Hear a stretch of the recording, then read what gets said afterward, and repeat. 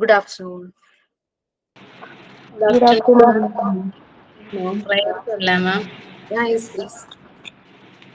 ഈശ്വര കൈകൂപ്പി നിൽപ്പു ഞാൻ നിൻ മുന്നിൽ ഈറനണിഞ്ഞ മിഴികളോടെ കാരുണ്യമെന്നിൽ ചൊരിയണി ഭൂവിലും കാരണനായുള്ള തമ്പുരാനേ അച്ഛനും അമ്മയും എന്തു പറഞ്ഞാലും അക്ഷരം തെറ്റാതനുസരിച്ചും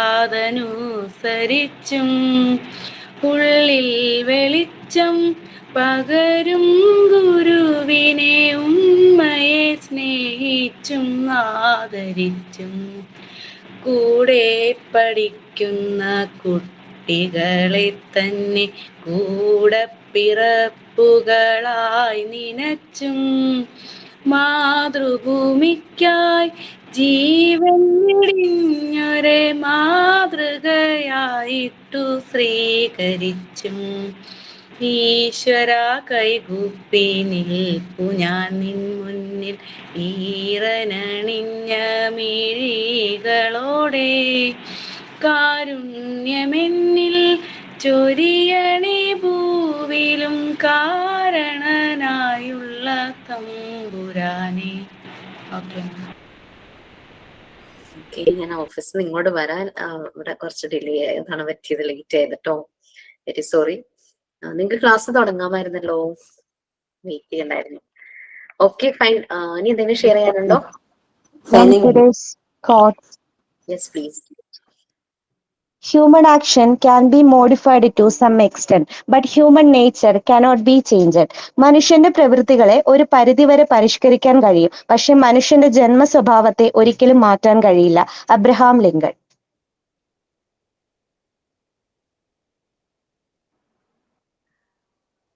ഗുഡ് ആഫ്റ്റർനൂൺ ഓൾ. നമ്മളെല്ലാവരും കരിയിലയുടെയും മണ്ണാങ്കട്ടയുടെയും കഥ കേട്ടിട്ടുണ്ടല്ലോ. നമുക്കിന്ന് അത് വെച്ചൊരു പാട്ടായാലും നമുക്ക് നോക്കാം.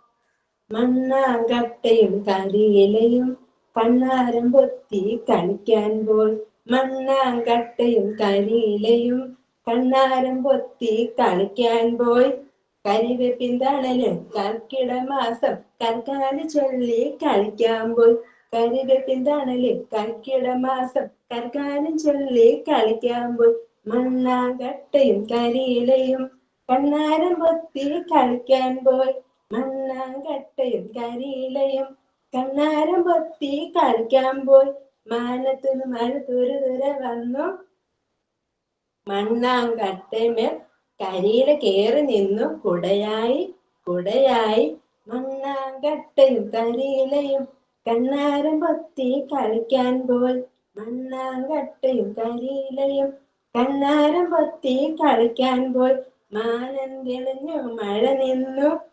മണ്ണിലേക്ക് കാറ്റ് വീശി, കരിയില പേടിച്ച് വിറച്ചു പോയി, മണ്ണാങ്കട്ട കരിയില മേൽ കേറി നിന്നു, മണ്ണാങ്കട്ടയും കരിയിലയും കണ്ണാരം പൊത്തി കളിക്കാൻ പോയി, മണ്ണാങ്കട്ടയും കരിയിലയും കണ്ണാരം പൊത്തി കളിക്കാൻ പോയി, ഒരു സമയം കാറ്റും മഴയും ഒരു സമയം വന്നപ്പോൾ മണ്ണാങ്കട്ട അലിഞ്ഞു പോയി, കരിയില കാറ്റിൽ പറന്നു പോയി, മണ്ണാങ്കട്ടയും കരിയിലയും കണ്ണാരം പൊത്തി കളിക്കാൻ പോയി, മണ്ണാങ്കട്ടയും കരിയിലയും കണ്ണാരം പൊത്തി കളിക്കാൻ പോയി. Thank you ma'am, thank you all. പ്രതീക്ഷയ്ക്കും ഫാത്തിമയ്ക്കും ബർത്ത്ഡേ വിഷസ് ചെയ്തുകൊണ്ട് നമ്മുടെ ക്ലാസ്സിലേക്ക് മാമിനെയും എന്റെ ഫ്രണ്ട്സിനെ സ്വാഗതം ചെയ്യും. Thank you. Thank you. Okay, that's very good. ഇന്നൊക്കെ നല്ലൊരു ദിവസങ്ങളിൽ ഏറ്റവും നല്ല ദിവസമാണല്ലോ അല്ലെ? രണ്ടുപേരുടെ ബർത്ത്ഡേ ഒരേ സമയത്ത്. അതുപോലെ കുറെ ആളുകൾ ലോകത്തിന്റെ പല ഭാഗത്തും ബർത്ത്ഡേ ആഘോഷിക്കുന്നുണ്ടാവും. So that is very good. Okay, so Pratyusha and Fathima, many many happy returns of the day. Pratyusha എനിക്ക് കാണാം, ഫാത്തിമ ജോയിൻ. എന്താ ബർത്ത്ഡേ പ്ലാൻ രണ്ടുപേരുടെയും? പ്രത്യേകിച്ച് പ്ലാനൊന്നും ചെയ്തിട്ടില്ല, കാരണം മോൾക്ക് ക്ലാസ് ഉള്ളത് കൊണ്ട് എങ്ങും പോകാനൊന്നും പറ്റുന്നില്ല. പിന്നെ ഹസ്ബൻഡ് ഒരു സാരിയൊക്കെ വാങ്ങിച്ചു തന്നു. അതെ, പിന്നെ വൈകിട്ടൊരു കേക്ക് പറഞ്ഞിട്ടുണ്ട്. ജസ്റ്റ് അത്രയൊക്കെ ഉള്ളൂ. Fathima, what about you? ഞാനിപ്പോ ട്രെയിനിങ് പ്രാക്ടീസിന് സ്കൂളിലിരിക്കുകയാണ്. ലഞ്ച് ബ്രേക്കാണ്. നല്ലൊരു സ്ഥലത്ത് തന്നെയാണല്ലോ ബർത്ത്ഡേ ആയിട്ടിരിക്കുന്നത്. Very good, very nice. Okay fine, നമ്മൾ ഇവിടെ വരെ നിങ്ങൾക്ക് എന്നെ വെയിറ്റ് ചെയ്യാതെ ക്ലാസ് സ്റ്റാർട്ട് ചെയ്യായിരുന്നു കുറെ സമയം പോലെ.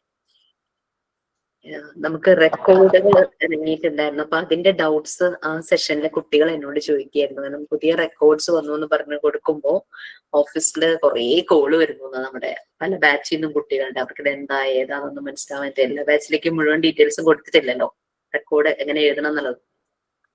അപ്പൊ അതാ കുട്ടികൾക്ക് പറഞ്ഞു കൊടുക്കായിരുന്നു. അല്ലെങ്കിൽ അവർക്ക് ഇങ്ങനെ കോള് വന്നുകൊണ്ടിരിക്കും, അവർക്ക് പറയാൻ പറ്റില്ല. ഓക്കെ, നമ്മൾ എവിടം വരെ പ്രിപ്പയർഡ് എൻവയോൺമെന്റ് അല്ലേ ചെയ്തോണ്ടിരുന്നേ?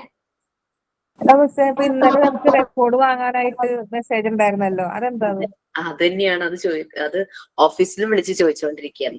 കാരണം നമ്മള് ഇനീഷ്യലി എല്ലാ കുട്ടികളോടും റെക്കോർഡ് വാങ്ങിച്ച് അങ്ങനെ എഴുതണം എന്നാ പറഞ്ഞത്. അപ്പോൾ ഒരു 18 ബാച്ച് വരെയും റെക്കോർഡിന്റെ ഡീറ്റെയിൽസ് കൊടുത്തിട്ടുണ്ട്. അപ്പൊ പുതിയ ബാച്ച് 19 ആണ് പ്രസന്റ്. അത് കഴിഞ്ഞ് വേറെ ബാച്ച് ഒന്നും ആയിട്ടില്ല. 19 മാത്രമാണ് കൊടുക്കാത്തേ ഉള്ളൂ. അപ്പം നമ്മുടെ ഓഫീസിൽ നിന്ന് നമ്മുടെ ഓഫീസിന്റെ സ്മാർട്ട് ശ്രീയുടെ ലോഗോ ഉള്ള ഫ്രണ്ട് ഷീറ്റ് വെച്ചിട്ടുള്ള റെക്കോർഡ് പ്രൊവൈഡ് ചെയ്യാമെന്ന് കരുതി അതിന്റെ കുറച്ച് പ്രിന്റിംഗ് പ്രോസസ് ഒക്കെ നടന്നു. അപ്പൊ റെക്കോർഡ് 5 അവൈലബിൾ ആണ്.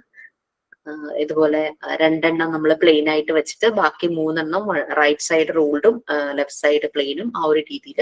പിന്നെ നമുക്ക് ഓരോ റെക്കോർഡിൽ എഴുതാനുള്ളതിന്റെ മാറ്റർ ഫ്രണ്ടിൽ പ്രിന്റ് ചെയ്യുന്ന രീതിയിൽ അതും കൊടുത്തിട്ടുണ്ടായിരുന്നു. അപ്പൊ ആ ഒരു രീതിയിൽ റെക്കോർഡ് പ്രിപ്പയർ ചെയ്തിട്ടുണ്ട്. അപ്പൊ എല്ലാ ബാച്ചിലേക്കും കൊടുക്കാൻ കാരണം ചില ബാച്ചിൽ ചിലപ്പോൾ ഏതെങ്കിലുമൊക്കെ 1, 2 ഒക്കെ എഴുതിയിട്ടുണ്ടാവുള്ളൂ, വാങ്ങിച്ചിട്ടുണ്ടാവുള്ളൂ. അങ്ങനെ ആർക്കെങ്കിലും വേണമെന്നുണ്ടെങ്കിൽ വാങ്ങാം എന്നുള്ള രീതിയിലാണ് അങ്ങനെ മെസ്സേജ് വന്നിരിക്കുന്നത്.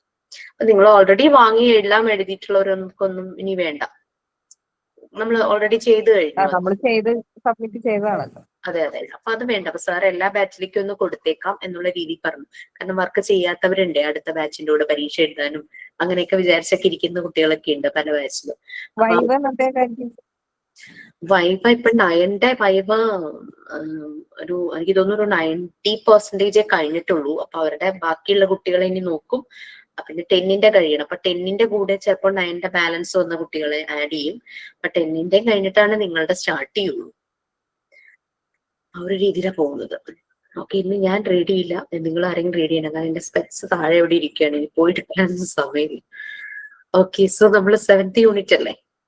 10 യൂണിറ്റ് നിങ്ങൾക്ക് എടുത്തതാണോ മോണ്ടിസോറി ടേംസ്? ഇല്ല മാം. അപ്പൊ ഇനി ഈ യൂണിറ്റ് പിന്നെ 10 കൂടെ കഴിഞ്ഞാൽ മതി അല്ലെ?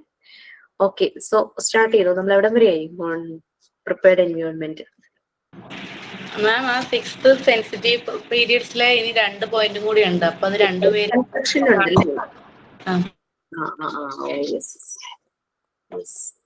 ഇന്ന് ഷെയർ ചെയ്യാട്ടോ.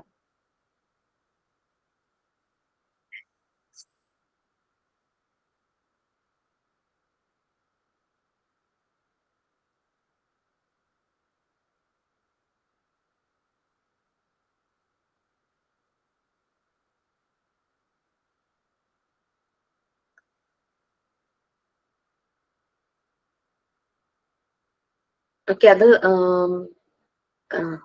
പ്രസന്റ് ചെയ്യാൻ അല്ലെങ്കിൽ അത് ലീഡ് ചെയ്യാൻ ആരെങ്കിലും ഉണ്ടോ എന്ന് പറഞ്ഞ ആരെങ്കിലും ഉണ്ടോ?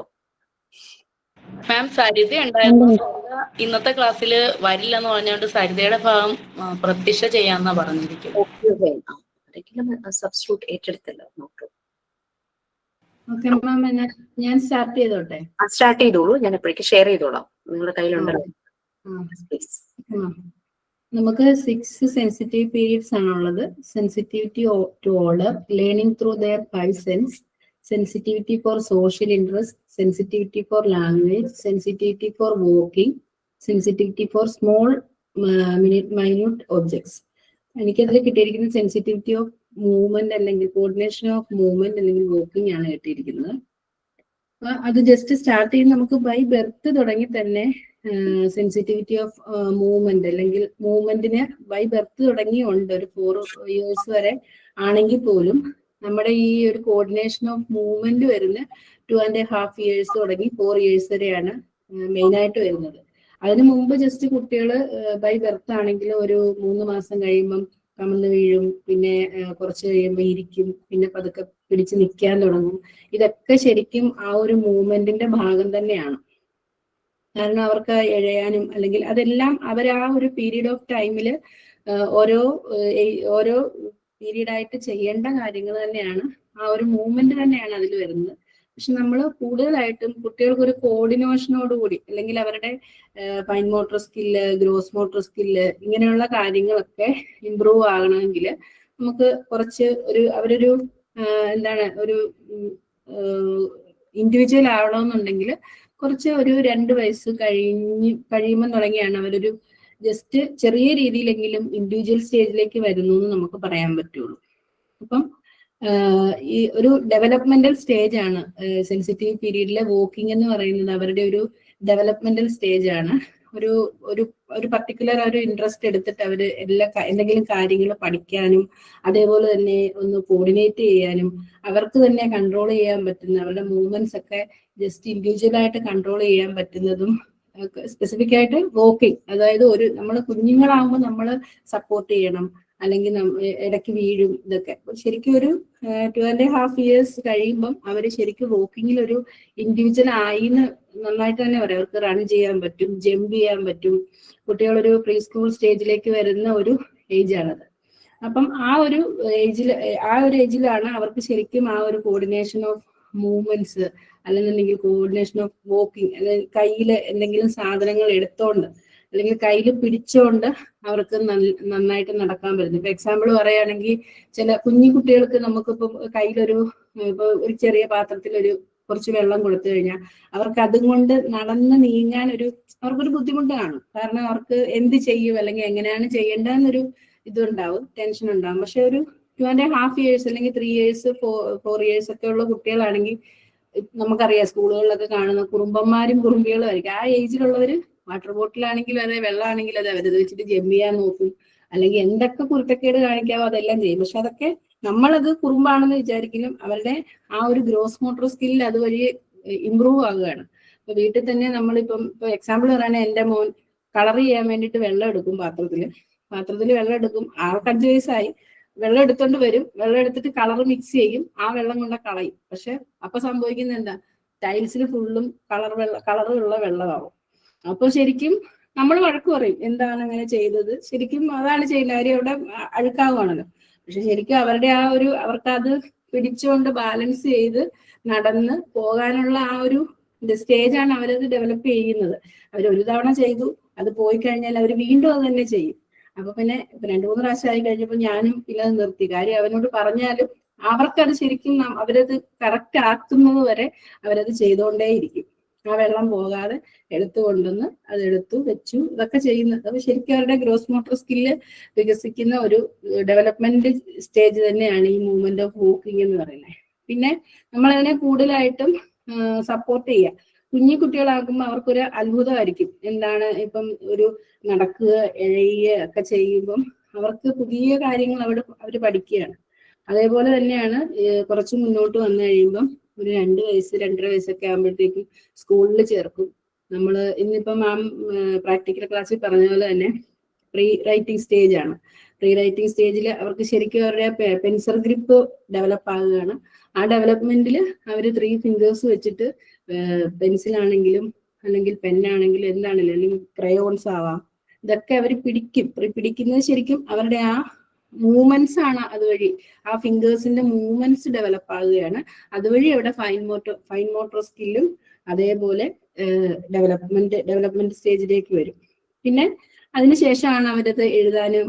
ഒരു 2 to 3 years ഉള്ള കുട്ടികൾ ഏകദേശം നഴ്സറി, 4 years ഒക്കെ ഉള്ള കുട്ടികൾ LKG-യിലൊക്കെയാണ് അവർക്ക് പഠിക്കാൻ എഴുതാനൊക്കെ ഉള്ള കാര്യങ്ങളുണ്ടാവും. അപ്പൊ ശരിക്കും അവരുടെ ഫൈൻ മോട്ടോർ സ്കില്ലും ഇംപ്രൂവ് ആകാണ്. അപ്പൊ അതൊരു കൺട്രോൾ ഓഫ് മൂവ്മെന്റ് അതുവഴി ഡെവലപ്പ് ആകുന്നു. പിന്നെ പറയുകയാണെങ്കിൽ അവരുടെ ഒരു gross motor skill, ability to move large muscle group എല്ലാം ഇംപ്രൂവ് ആകുന്ന സ്റ്റേജാണ്. ഞാൻ നോട്ട് എഴുതി വെച്ചത് ഞാൻ അങ്ങനെ വായിക്കുന്നില്ല, ഞാൻ എൻ്റെ രീതിയിൽ അങ്ങ് പറയുകയാണ്, മലയാളത്തിൽ പറഞ്ഞ് മനസ്സിലാവുന്നുള്ളത് വെച്ചിട്ട്. അപ്പം നമ്മുടെ ലാർജ് മസിൽസ് ഗ്രൂപ്പിനെ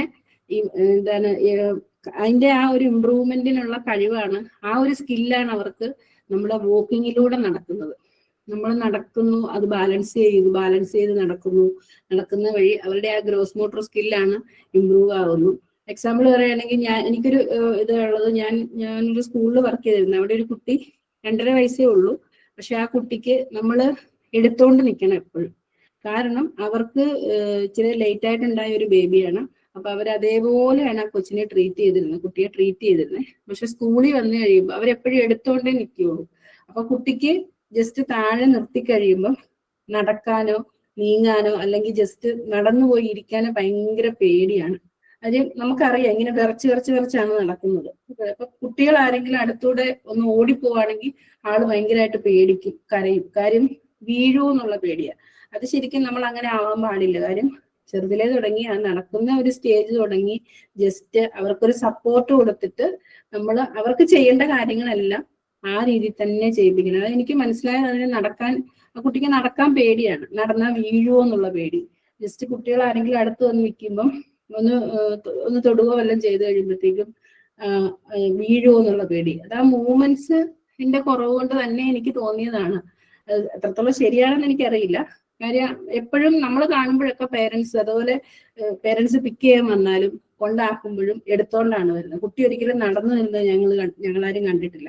കാരണം കുട്ടിക്ക് നടന്ന് ഒരു ശീലം ഉണ്ടെന്ന് എനിക്ക് തോന്നുന്നില്ല. കാരണം എപ്പോഴും ആരെങ്കിലും, അച്ഛനോ അമ്മയോ ആരെങ്കിലും എടുത്തിട്ടാണ് കൊണ്ടുവരുന്നത്. ആ നടക്കുന്ന ആ ഒരു മൂവ്മെന്റ്സ് ഭയങ്കര കുറവാണ്. അപ്പൊ അതിന്റെയാണ് ആ ഫിയർ വന്നതെന്നാണ് എനിക്ക് തോന്നിയത്. അപ്പൊ നമ്മൾ അങ്ങനെ ഒരിക്കലും പാടില്ല. അതിന് ചെയ്യേണ്ട കാര്യങ്ങൾ എന്ന് വെച്ച് കഴിഞ്ഞാൽ കുട്ടികളെ കൂടുതൽ ഔട്ട്ഡോർ ആക്ടിവിറ്റീസ് കൂടുതൽ ചെയ്യിക്കുക.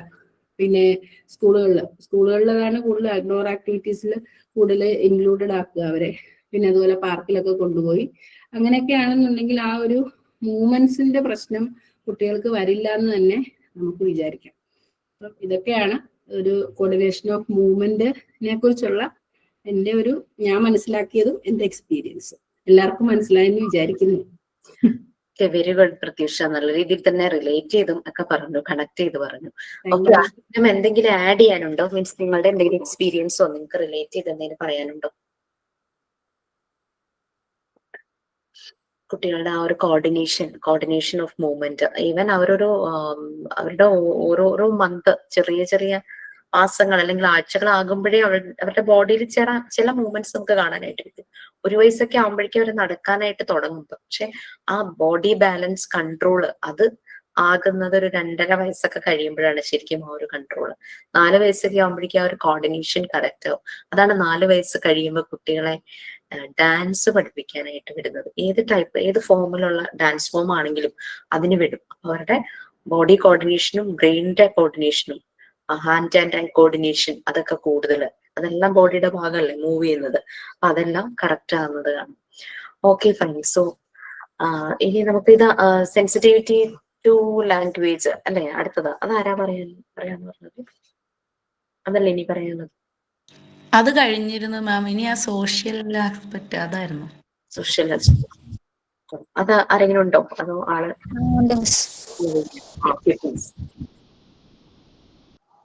Good afternoon, Miss. Good afternoon, all. ഇനി ഞാൻ പറയാൻ പോകുന്ന topic sensitivity to social aspects of life ആണ്. Sensitivity to social aspects of life begins at 2.5 years of age. Children reward special attention to other children of their own age.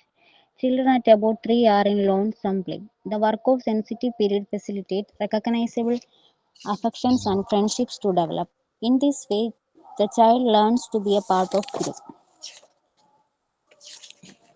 ഒരു കുട്ടിയുടെ ജീവിതത്തിലെ പ്രധാനപ്പെട്ട കാലയളവാണ് sensitive period എന്ന് പറയുന്നത്. Social ആസ്പെക്ട്സിനോടുള്ള sensitivity begin ചെയ്യുന്നത് 2.5 വയസ്സ് മുതലാണെന്ന് പറയുന്നു.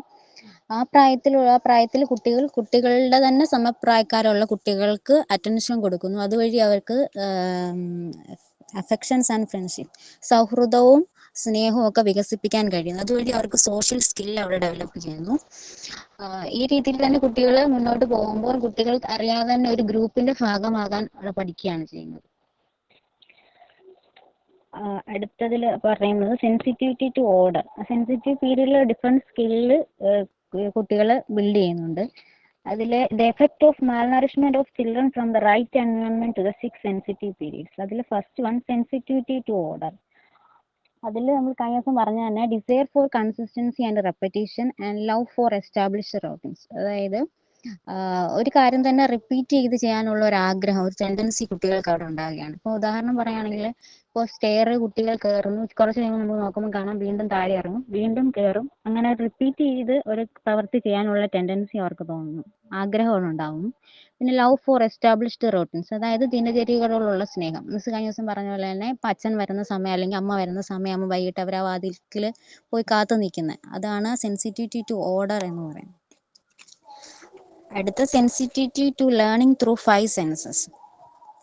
അതായത് കുട്ടിക്ക് ഒരു ശരിയായ എൻവയോൺമെന്റ്, പഠന അന്തരീക്ഷം കിട്ടിയില്ല എന്നുണ്ടെങ്കിൽ അത് അവരുടെ പഠനത്തെ, ലേണിങ്ങിനെ അത് ബാധിക്കും. ഉദാഹരണം തന്നെ പറയുകയാണെങ്കിൽ, ഇപ്പം നമ്മുടെ മോണ്ടിസോറി മെറ്റീരിയലൊക്കെ കുട്ടികളുടെ കൈ കൊടുക്കാതെ അത് ഇതാണ് ഇന്നതാണെന്നൊക്കെ പറഞ്ഞാൽ ഒരിക്കലും കുട്ടികൾക്ക് അത് എക്സ്പ്ലോർ ചെയ്യാൻ പറ്റില്ല.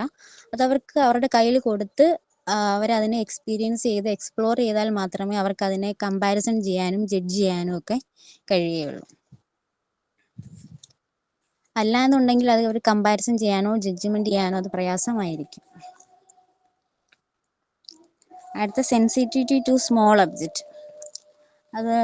അതിൽ പറയുന്നത് കുട്ടികൾക്ക് ഇങ്ങനെ പുതിയ പുതിയ കാര്യങ്ങൾ അറിയാനും കണ്ടെത്താനും ഒക്കെ ഭയങ്കര ക്യൂരിയോസിറ്റി ആയിരിക്കും. അപ്പോൾ ഉദാഹരണം പറയുകയാണെങ്കിൽ, ചെറിയ പ്രായത്തിൽ തന്നെ കുട്ടികൾ മണ്ണ് വാരുന്നുണ്ട്, അതിലെ ഉറുമ്പിനെ, പ്രാണികളെയൊക്കെ നമ്മൾ കാണാത്ത അതിനെയൊക്കെ പോയി പിടിക്കാറുണ്ട്. പിന്നെ ഗ്ലാസ്സുകളൊക്കെ എടുക്കാൻ ശ്രമിക്കാറുണ്ട്, പക്ഷെ നമ്മൾ അതിനെ സമ്മതിക്കാറില്ല. അപ്പോൾ ഓരോ കാര്യങ്ങൾ കണ്ടെത്താനുള്ള നമ്മളിങ്ങനെ അതിനെ സമ്മതിക്കാതിരിക്കുമ്പോൾ അവരുടെ ക്യൂരിയോസിറ്റി അവിടെ നഷ്ടപ്പെടുകയാണ്. അതുവഴി കുട്ടിക്ക് എൻവയോൺമെന്റിനെ ഒബ്സർവ് ചെയ്യാനുള്ള ആ ഒരു ഒബ്സർവേഷൻ സ്കിൽ അവിടെ കുറയുന്നു. അത് അവരുടെ ലേണിങ്ങിനെ അഫക്റ്റ് ചെയ്യുകയും ചെയ്യും.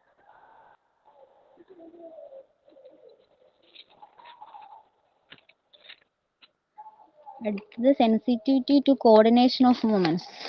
അതിപ്പോൾ നമ്മൾ പറഞ്ഞ പോലെ തന്നെ അത് തന്നെയാണ്. ഇപ്പോൾ സ്റ്റെയറിൽ കയറുമ്പോഴും കുറേ നേരം നടക്കുമ്പോഴും ഒക്കെ അവരുടെ gross and fine motor skill അവിടെ ഡെവലപ്പ് ചെയ്യുന്നുണ്ട്.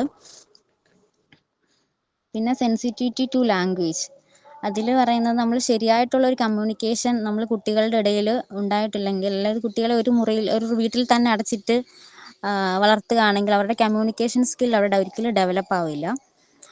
അത് അവരുടെ ലേണിങ്ങിനെ തന്നെ അത് അഫക്റ്റ് ചെയ്യും. കുട്ടിക്ക് അതുപോലെ തന്നെ സ്വയം അവരുടെ ആഗ്രഹങ്ങളോ പ്രകടിപ്പിക്കാനുള്ള ഒരു കഴിവ് അവിടെ നഷ്ടപ്പെടുകയാണ്. അതുപോലെ തന്നെ അവരുടെ ആത്മവിശ്വാസം കുറയുകയും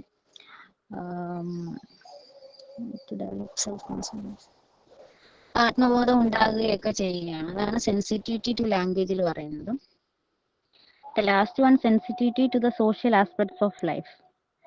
അത് ശരിയായിട്ടുള്ള ഒരു എൻവയോൺമെന്റ് കിട്ടാതെ വരുമ്പോൾ കുട്ടിക്ക് അത് ഒരു ഐസൊലേഷൻ, അതായത് ഒരു ഏകാന്തത അനുഭവപ്പെടുകയാണ് ചെയ്യുന്നത്. അപ്പോൾ ഓരോ പേരൻസിനെ വളരെയധികം ശ്രദ്ധ ആഗ്രഹിക്കുന്നുണ്ടാവും. അതിന്റെ ഫലമായി കുട്ടി എന്ന് പറഞ്ഞാൽ അൺഫ്രണ്ട്ലി ആൻഡ് ആന്റി സോഷ്യൽ. അതിന്റെ ഫലമായി കുട്ടി ഒരു സൗഹൃദരഹിതനും ആന്റി സോഷ്യൽ, സാമൂഹിക വിരുദ്ധനുമായി മാറും എന്നാണ് ഇതിൽ പറയുന്നത്. അതാണ് sensitivity to social aspects of life. നമ്മള്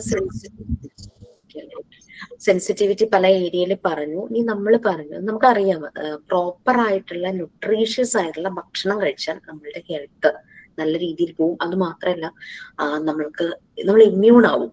നമുക്ക് ബോഡിക്ക് നല്ലൊരു പവർ മാത്രമല്ല, ഇമ്മ്യൂൺ ആവാനായിട്ട് തുടങ്ങും, റെസിസ്റ്റീവ് പവർ കിട്ടും.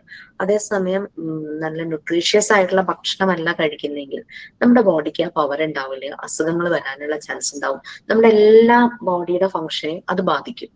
ഡൈജഷൻ ആണെങ്കിലും അതുപോലെ തന്നെ മൂവ്മെന്റ് ആണെങ്കിലും നമ്മുടെ തിങ്കിങ്, നമുക്ക് ശരിയായ രീതിയിൽ നമുക്ക് നല്ല രീതിയിൽ ചിന്തിക്കാൻ പോലും പറ്റില്ല നല്ല ഭക്ഷണം കഴിച്ച്. നമ്മൾ അനീമിക് ആവും, വിളർച്ചയുണ്ടാവും, തളർച്ചയുണ്ടാവും, എല്ലാം ഉണ്ടാവും. അതുപോലെ തന്നെയാണ് ഒരു കുട്ടിക്ക് വളരാൻ ആവശ്യമായ എല്ലാ ഫാക്ടേഴ്സും പ്രൊവൈഡ് ചെയ്യുന്ന ഒരു എൻവയോൺമെന്റ് ഉണ്ടെങ്കിൽ അവന്റെ ഡെവലപ്മെന്റ്, എല്ലാ ഏരിയയിലും ഡെവലപ്മെന്റ് നല്ല രീതിയിൽ തന്നെ നടക്കും. അതേസമയം അവൻ വളരുന്ന ചുറ്റുപാട്, ആ സാഹചര്യം, സറൗണ്ടിങ്സ്, ആ ഒരു സിറ്റുവേഷൻ, എൻവയോൺമെന്റ് മാൽ ന്യൂട്രീഷൻ, ഒട്ടും പോഷകമുള്ളതല്ല. അങ്ങനെ ഭക്ഷണം എന്നുള്ള രീതിയിലല്ല പറയുന്നത്. അവനവിടെ സ്നേഹിക്കാൻ ആരുമില്ല, കെയർ ചെയ്യാൻ ആരുമില്ല, വാംത്തില്ല, അഫക്ഷൻ ഇല്ല, ആ ഒരു അങ്ങനെയുള്ള യാതൊരു പോസിറ്റീവ് ഫാക്ടേഴ്സും പ്രൊവൈഡ് ചെയ്യുന്നില്ല അവൻ ഇമോഷണലി അൺസ്റ്റേബിൾ ആയിരിക്കും. അവൻ എന്തെങ്കിലും സംഭവിച്ചു കഴിഞ്ഞു കഴിഞ്ഞാൽ എന്ത് ചെയ്യണം എന്നറിയില്ല. റൈറ്റ് ചെയ്ത് റോങ് ചെയ്തെന്ന് പറഞ്ഞു കൊടുക്കാൻ ആരും ഉണ്ടാവില്ല. അപ്പൊ അവൻ ചെയ്യുന്നത് ശരിയാണോ എന്ന് അവനറിയില്ല. അവന്റെ മൂവ്മെന്റ്സും വളരെ മോശമായിരിക്കും. അപ്പൊ എല്ലാ ഏരിയയിലും അവന് ഒരു ലോ ആയിരിക്കും. എല്ലാ ഏരിയയിലും വരുന്നത്, ലാംഗ്വേജ് ആണെങ്കിലും മൂവ്മെന്റ് ആണെങ്കിലും പിന്നെ കോഗ്നിറ്റീവ് ബുദ്ധിപരമായിട്ടുള്ള കാര്യങ്ങളാണെങ്കിലും അങ്ങനെ എല്ലാ ഏരിയയിലും കുട്ടി വളരെ വീക്കാവും. അതാണ് ഈ ബാക്കി അതിനെ റിലേറ്റ് ചെയ്ത് പറഞ്ഞ അങ്ങനെ വീക്ക് ആയി കഴിഞ്ഞു കഴിഞ്ഞാൽ എല്ലാ ഏരിയയിലും അങ്ങനെയുള്ള ഒരു എൻവയോൺമെന്റ് അല്ലെങ്കിൽ ആ കുട്ടിക്ക് പ്രോപ്പർ ആയിട്ട് അതിന്റെ ഡെവലപ്മെന്റ് നടക്കില്ല. നമ്മൾ പറഞ്ഞു കുട്ടികൾ ഓരോ കാര്യം ചെയ്യുന്നത് അവരുടെ ഇന്നർ അർജസ്, അവരുടെ ഉള്ളിൽ നിന്ന് ആരോ ഇങ്ങനെ ഗൈഡ് ചെയ്യുന്നുണ്ട്. അതുകൊണ്ടാണ് കുട്ടികൾ ഓരോ കാര്യങ്ങൾ ചെയ്യുന്നതെന്ന് പറഞ്ഞു. ഇവരുടെ ഡെവലപ്മെന്റ് നാച്ചുറൽ ആയിട്ടാണ് നടക്കുന്നതെന്ന് നമ്മൾ പറഞ്ഞു. ഈ നാച്ചുറൽ ഡെവലപ്മെന്റിന് അവർ ജനിക്കുമ്പോൾ തുടങ്ങി അവരെ ഗൈഡ് ചെയ്യുന്ന അല്ലെങ്കിൽ അവരെ ഹെൽപ്പ് ചെയ്യുന്ന 2 ടൂൾസ് അല്ലെങ്കിൽ എയ്ഡ്സ് ഉണ്ട് അവരുടെ ഉള്ളിൽ തന്നെ. That is absorbent mind and unconscious mind. അല്ല, അബ്സോർബൻ മൈൻഡും സെൻസിറ്റീവ് പീരീഡുമാണ്. സെൻസിറ്റീവ് പീരീഡ് നമ്മൾ ഓൾറെഡി പറഞ്ഞു. അബ്സോർബൻ മൈൻഡ് നമ്മൾ 2ആയിട്ട് ഡിവൈഡ് ചെയ്തിട്ടുണ്ട്, അൺകോൺഷ്യസ് മൈൻഡും കോൺഷ്യസ് മൈൻഡും. അൺകോൺഷ്യസ് മൈൻഡ് ബർത്ത് തുടങ്ങി 3 years വരെയാണെങ്കിൽ ആഫ്റ്റർ 3 years കോൺഷ്യസ് മൈൻഡ് ആണ് പിന്നെ ഉള്ളത്. ഈ അൺകോൺഷ്യസ് മൈൻഡ് പിന്നെ കുട്ടിയുടെ ഒരു ഡെവലപ്മെന്റ് സ്റ്റേജിലും കാര്യമായതൊന്നും ചെയ്യുന്നില്ല. കാരണം അതെപ്പോഴും ഇങ്ങനെ സബ് കോൺഷ്യസ് മൈൻഡിൽ ഉണ്ടാവും. 24 hours ഉള്ള ആള് തന്നെയായിരിക്കും. പക്ഷെ കോൺഷ്യസ് മൈൻഡ് നമ്മൾ ഉറങ്ങുമ്പോൾ അതും റെസ്റ്റ് ആയിരിക്കും. ഈ സബ് കോൺഷ്യസ് മൈൻഡിൽ നടന്ന കാര്യങ്ങൾ, അതായത് നമ്മളുടെ മെമ്മറി ഷാർപ്പ് ആകാത്ത ടൈമിൽ നടന്ന കാര്യങ്ങളാണ് ഈ സബ് കോൺഷ്യസ് മൈൻഡിൽ ഇങ്ങനെ നിറഞ്ഞു നിൽക്കുന്നത്. പലപ്പോഴും നമ്മൾ ചില സ്വപ്നങ്ങൾ കാണും. നമ്മൾ വലുതാവുമ്പോഴും നമ്മൾ ചില സ്വപ്നങ്ങൾ കാണാറുണ്ടല്ലേ. നമ്മൾ പറയും ഒരു പരിചയമില്ലാത്ത ഒരാളെ കണ്ടു, അങ്ങനെയൊക്കെ രീതിയിൽ ഒരു പരിചയമില്ലാത്തൊരു സ്ഥലം, ഞാൻ വേറൊരു രൂപത്തിൽ നിൽക്കുന്നു, അങ്ങനെയൊക്കെ പറഞ്ഞ് നമ്മൾ പറയുന്നു. ഒട്ടും കണക്ട് ചെയ്യാൻ പറ്റാത്ത രീതിയിലുള്ള കുറെ ഇൻസിഡൻസ് ആയിരിക്കും നമ്മൾ കാണുന്നത്. അത് സബ് കോൺഷ്യസ് മൈൻഡിലെ ഒരു ഇത് വെച്ചിട്ടാണ് സംഭവിക്കുന്നത്. അപ്പൊ ആരെങ്കിലും ഇത് വായിക്കാമോ? അബ്സോർബൻ മൈൻഡും അൺകോൺഷ്യസ് മൈൻഡും വായിക്കും. അത് കഴിഞ്ഞ് കോൺഷ്യസ് മൈൻഡ് ആരെങ്കിലും വായിക്കും. അത് എനിക്ക് സ്ട്രെസ് ഇല്ലാത്ത എനിക്ക് കാണാൻ പറ്റില്ല. ഓക്കെ, പ്ലീസ് ഞാൻ സ്ക്രോൾ ചെയ്യാം.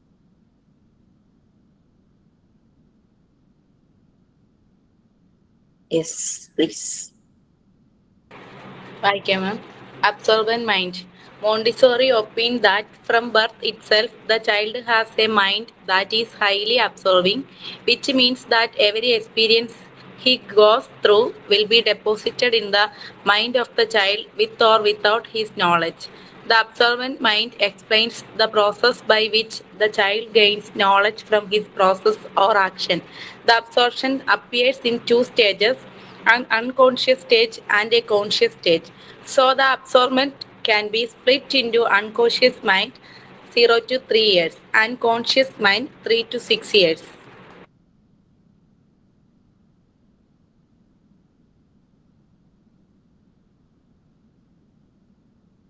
അൺകോൺഷ്യസ് മൈൻഡ് വായിച്ചോളൂ. അത് കഴിഞ്ഞിട്ട് ആരെങ്കിലും കോൺഷ്യസ് മൈൻഡ് വായിച്ചാൽ മതി. Okay, ma'am. Unconscious mind 0 to 3 years. When the child is 0 to 3 years old, the child has an unconscious mind. His mind is not formed yet. He learns differently from adults. The adult has knowledge of his environment on which to frame, whereas the child has to start from nothing. It is the absorbent mind that allows him to absorb impressions from the environment unconsciously. He absorbed everything unconsciously, and these facts are saved as impression in his mind. Through this process, the child assimilated the knowledge impressions into his psychic life. It is important to understand that impressions do not merely enter his mind, they form it, and they incarnate themselves in him. The knowledge a child absorbs unconsciously prepares the child's mind, and in time it will be used by his cognizant mind. The tiny child's absorbent mind finds all its nutrients in its surroundings, especially at the beginning of life. We must therefore make the environment as interesting and attractive as we can. By absorbing what he finds in the world as a whole, then analyzing it, the child creates his own mental muscles using what he finds in the world about him. The conscious mind is complete by a conscious process which slowly awakens and takes from the unconscious what it can offer. The child constructs his mind in this way. Slowly he establishes memory. the power to understand, and the capacity to reason. By the age of 3, the unconscious preparation necessary for later development and activity is established. The child now embarks on a new mission, the development of his mental functions. Before 3, the functions are being created. After 3, they develop.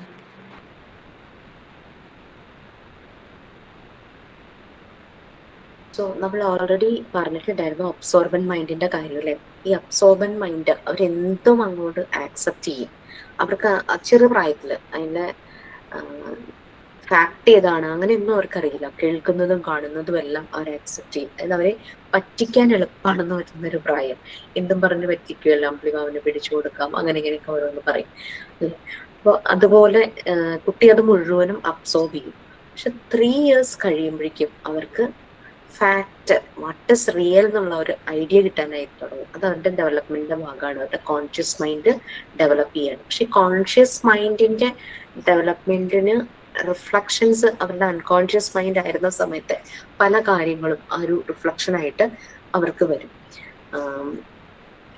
Unconscious mind ആ 0 to 3 years old. ഇവിടെ ആരൊക്കെ പറയണ്ടായിരുന്നു 2 വയസ്സ് സമയത്തൊക്കെ ഉള്ളതൊക്കെ ഓർമ്മയുണ്ട് എന്നുള്ള കാര്യത്തിൽ ഞാൻ പറഞ്ഞു. IQ കൂടുതലായുള്ളവരൊക്കെ അങ്ങനെ കാണുന്നു.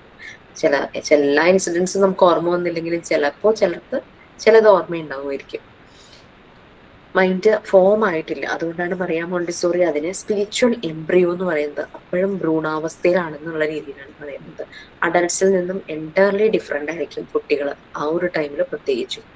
അഡൽട്ട് എന്ന് പറഞ്ഞു കഴിഞ്ഞാൽ അയാൾക്ക് ചുറ്റുപാടുകളുമുള്ള കുറച്ച് എല്ലാ ധാരണയുണ്ട്.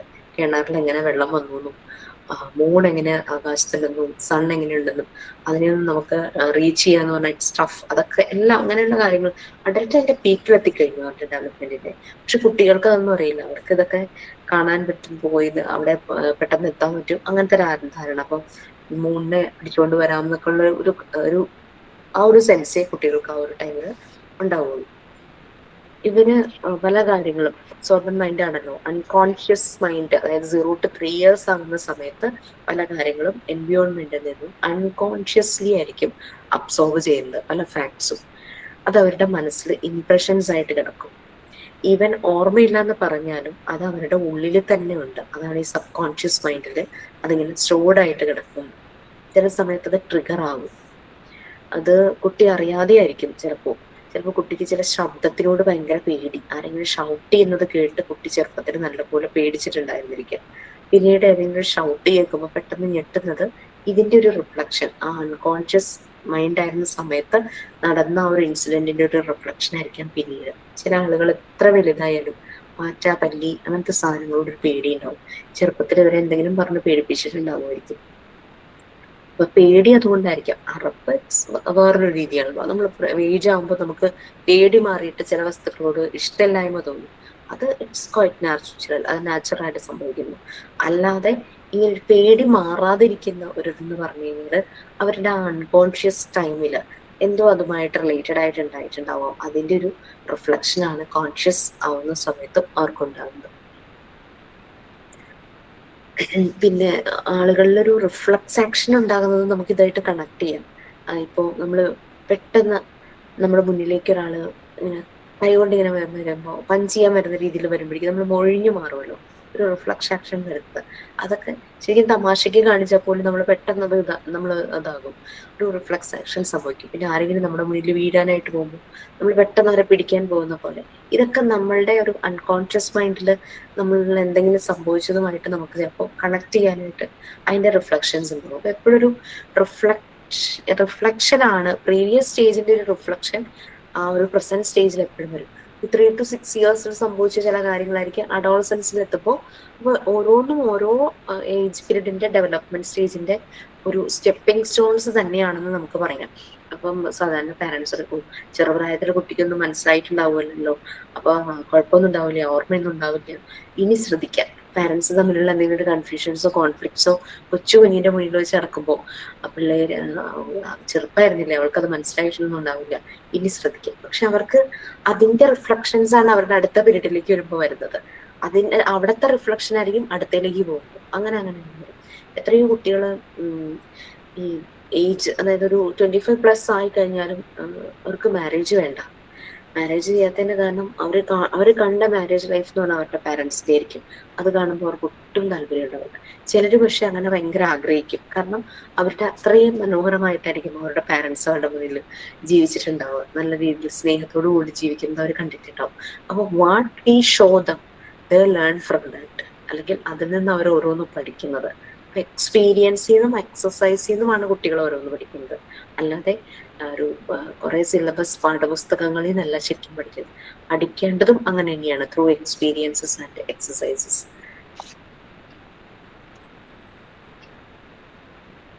ഞാനിത് സൂം ചെയ്ത് വെച്ചിട്ടാണ് ഞാൻ വായിക്കുന്നത്. എനിക്ക് PDF ഒട്ടും വായിക്കാൻ പറ്റില്ല.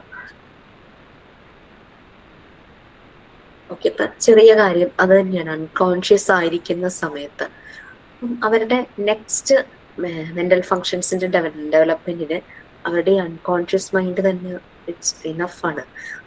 ഇത് ഇവരൊക്കെ നമ്മുടെ കുട്ടികളെ മാറ്റിക്കിടത്തുന്ന കാര്യം പറയില്ലേ, അത് ശരിക്കും ഈ ഒരു 3 വയസ്സ് കഴിയുമ്പോഴേക്കും അവരെ മാറ്റിക്കിടത്തണം എന്ന് തന്നെയാണ് പറയുന്നത്. ഈ യൂറോപ്യൻ കൺട്രീസിലൊക്കെ അവർ ആദ്യം അത് ചെയ്യും. കുട്ടി ഇൻഡിപെൻഡന്റ് ആവുകയാണ്. അവർ വേറൊരു റൂമിലേക്ക്. അതിന് പ്ലസും ഉണ്ട് മൈനസും ഉണ്ട് കേട്ടോ. കാരണം ഞാൻ കണ്ടിട്ടുള്ള മിക്ക ഇംഗ്ലീഷ് മൂവീസിലും ഈ ഹൊറർ മൂവീസ് കൂടുതൽ കാണുന്നൊരു ശീലമുണ്ട്. അപ്പൊ ഇതിനകത്തൊക്കെ കുട്ടികളെയാണ് ഈ ഹോണ്ടഡ്, ഏതെങ്കിലും പൊസസ് ചെയ്യാനായിട്ട് വരുന്നത്, എന്തെങ്കിലും ഗോസ്റ്റ് ഒക്കെ വരുന്നത് കുട്ടികളുടെ കട്ടിലിന്റെ അടിയിൽ നിന്നോ അവരുടെ ഷീറ്റിന്റെ ഉള്ളിൽ കൂടെ ഒക്കെ കാണുന്നത്. ഞാനോട്ട് കൊച്ചിനെ എന്തിനാ ഇങ്ങനെ ഒറ്റയ്ക്ക് കിടത്തണേ. അപ്പൊ പാരന്റ്സ് അത് മനസ്സിലാക്കിയാലും അവർ പിന്നെയും കുട്ടിയെ അവിടെ തന്നെ കിടത്തി ഇങ്ങനെ പോരുന്ന സീൻസ് ഒക്കെ കാണാറുണ്ട്. ഞാനിങ്ങനെ ചിന്തിക്കും, ഇത്രയും കുഞ്ഞു കുട്ടിയെ കൊണ്ടുവന്ന് ഒറ്റയ്ക്ക് കിടത്തണം, അങ്ങനെയൊക്കെ ആലോചിച്ചിട്ടുണ്ട്. അപ്പൊ അവിടെ അങ്ങനെയാണ്, അവരതുകൊണ്ട് ആക്കും 18 years ആകുമ്പോഴേക്കും പിന്നെ അവർ ഒറ്റയ്ക്ക് അവിടെ ഇങ്ങനെ താമസിക്കണം. ആ ഒരു രീതിയിലും ആണ് കാണാറ്. നെക്സ്റ്റ് കോൺഷ്യസ് മൈൻഡ് ആണ് 3 to 6 years.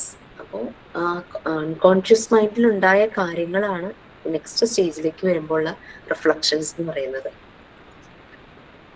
അത് നമ്മൾ ശരീരത്തിന് ഡെവലപ്മെന്റ് ഒക്കെ പറയുമല്ലോ, മൂവ്മെന്റ്, മസിൽസിന്റെ ഡെവലപ്മെന്റ് എന്നൊക്കെ പറയുന്ന പോലെ. അതായത് ഒരു ഭ്രൂണാവസ്ഥയിലായതാണ് ഫുൾ ഒരു ഓർഗൻസ് എല്ലാം ഉള്ള ഒരു മെച്യൂർ ആയ ഒരു ബോഡി ആയിട്ട് മാറുന്നത്.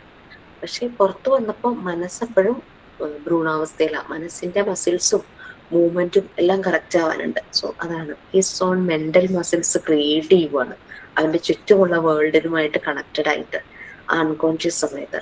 കോൺഷ്യസ് ആകുമ്പോഴേക്കും കൂടുതൽ അവന്റെ ആ ഒരു കൺസ്ട്രക്ഷൻ കുറച്ചുകൂടെ ബെറ്റർ ആവും. കാരണം അവന് പിന്നെ എല്ലാം ഓർമ്മയാണ്. ക്രിയേറ്റിവിറ്റി, ഇമാജിനേഷൻ, അങ്ങനെ എല്ലാ ലെവലും ബെറ്റർ ആവുന്നതായിട്ട് കാണാനായിട്ട് പറ്റും. ലോ ഓഫ് നാച്ചുറൽ ഡെവലപ്മെന്റ് നമ്മളത് കണ്ടിട്ടുണ്ടായിരുന്നു. ആ ഒരു 3 to 6 years കുട്ടി ഇൻഡിപെൻഡന്റ് ആയി സെൽഫ് ഡിസിപ്ലിനും ഒബീഡിയൻസും, കുട്ടി മറ്റുള്ളവരെ റെസ്പെക്ട് ചെയ്യുന്നതും, കുട്ടി യൂസ് ചെയ്യുന്ന മെറ്റീരിയൽസിനെ റെസ്പെക്ട് ചെയ്യുന്നതും, സറൗണ്ടിങ്സിനെ കെയർ ചെയ്യുന്നതും എല്ലാം നമ്മൾ പറഞ്ഞിട്ടുണ്ടായിരുന്നു. Okay, conscious mind 3 to 6 years. ധാരാളം റീഡിങ് റീഡ് ചെയ്യാമോ? ഞാൻ വായിക്കാം. ഓക്കെ, മൃദുരാജ് വായിക്കാം. Conscious mind, 3 to 6 years. From 3 to 6 years, the child continues to absorb knowledge, and this is also a period of self-construction. However, the child is now conscious. He has a memory and has advanced a will.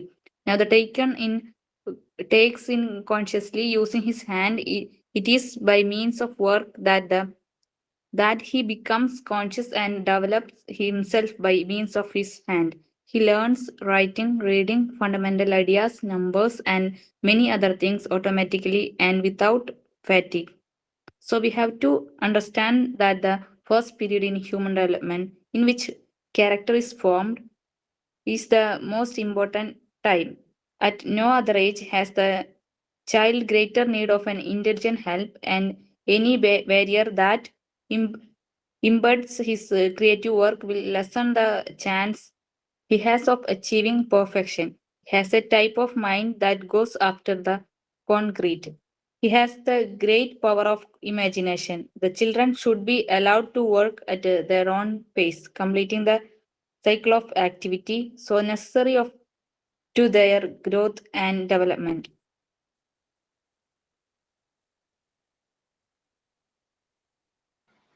So conscious mind that is from 3 to 6 years. നമ്മളിപ്പോ Montessori എൻവയോൺമെന്റിന്റെ age span ആയതുകൊണ്ടാണ് 0 to 6 years മാത്രം focus ചെയ്ത് പറയുന്നത്.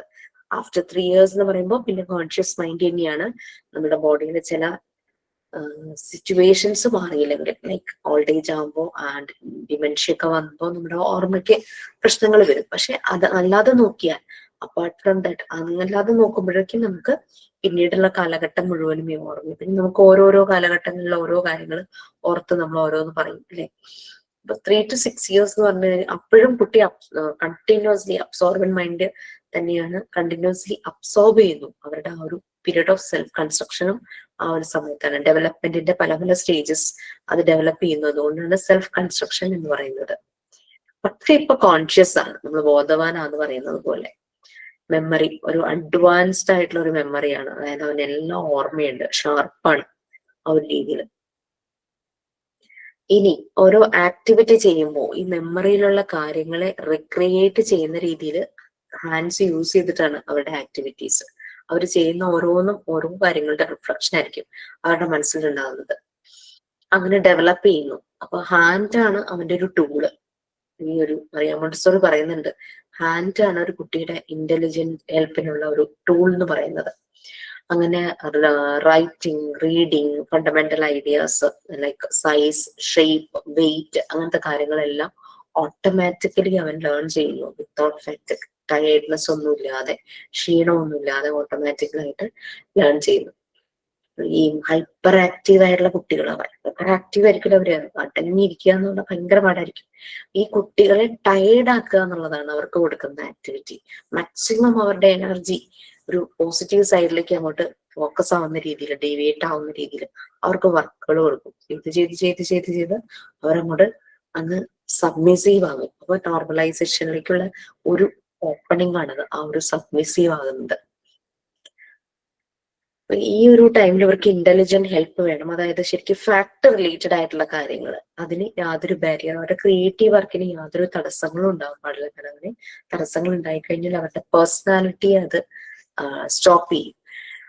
Imagination ഒരു great power ഉണ്ടായിരിക്കും. കുട്ടികൾ ഭയങ്കരമായിട്ട് imagination, കുട്ടികൾ അവരുടെ ഓൺ പേസിൽ നമ്മൾ അവർക്ക് വർക്ക് ചെയ്യാനായിട്ട് ഒരു സ്പേസ് ഉണ്ടാക്കി കൊടുത്തു കഴിഞ്ഞു കഴിഞ്ഞാൽ അവരുടെ ഗ്രോത്തും ഡെവലപ്മെന്റും നല്ല രീതിയിൽ ആ ഒരു കറക്റ്റ് സൈക്കിളിലായിരിക്കും ആ ഒരു ഗ്രോത്തും ഡെവലപ്മെന്റും പോകുന്നത്. അപ്പൊ നമ്മുടെ സെൽഫ് കൺസ്ട്രക്ഷന്റെ ആ ഒരു ചാപ്റ്റർ കഴിഞ്ഞു. നെക്സ്റ്റ് ഇനി 2 ലെസൺസ് ആണ് ഉള്ളത്. അതായത് മോണ്ടിസോറി പ്രിപ്പയർഡ് എൻവയോൺമെന്റ് എന്ന് പറഞ്ഞ 7th ലെസണും പിന്നെ മോണ്ടിസോറി ടേംസ് എന്ന് പറഞ്ഞ 10th ലെസണും.